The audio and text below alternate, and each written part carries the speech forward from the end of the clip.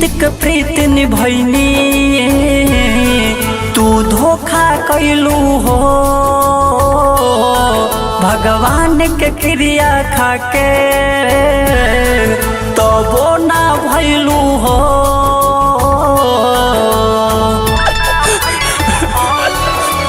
रे मितवा हम मितक प्रीत निभैनी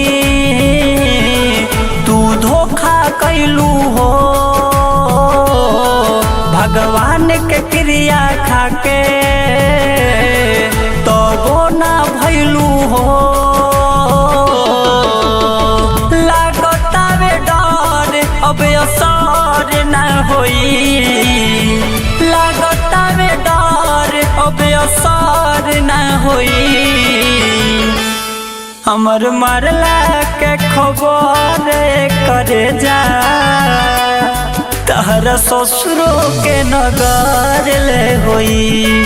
हमर मरला के खबर करे जा तहरा ससुरो के नगर ले होई।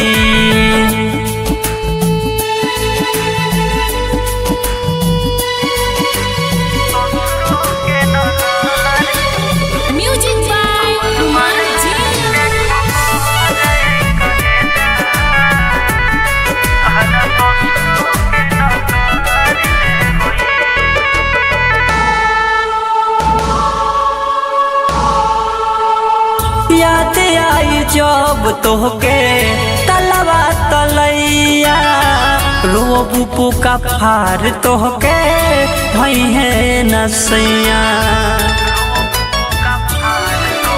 रे पगली याद आई जब तोहके तलवा तलैया रोबू पुका फार तोहके भैहे नसैया।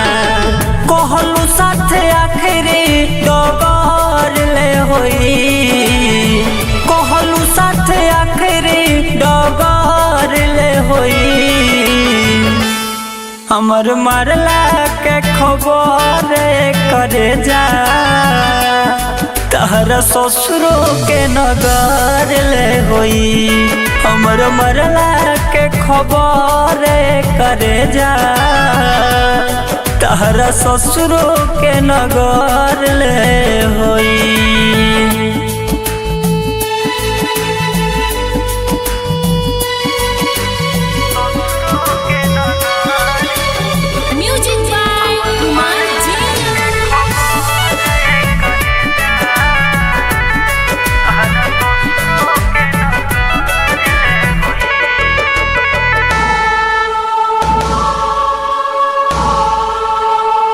दे दो जवाब हो हमारा सवाल के कौन कारण छोड़लू तू भीमलाल के। अरे बता दो अरे का गलती रहे। दे दो जवाब हो हमारा सवाल के कौन कारण छोड़लू तू भीमलाल के।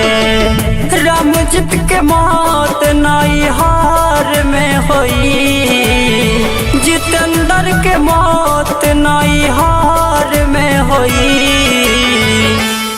हमर मरला के खबर करे जा तहरा ससुरो के नगर ले होई।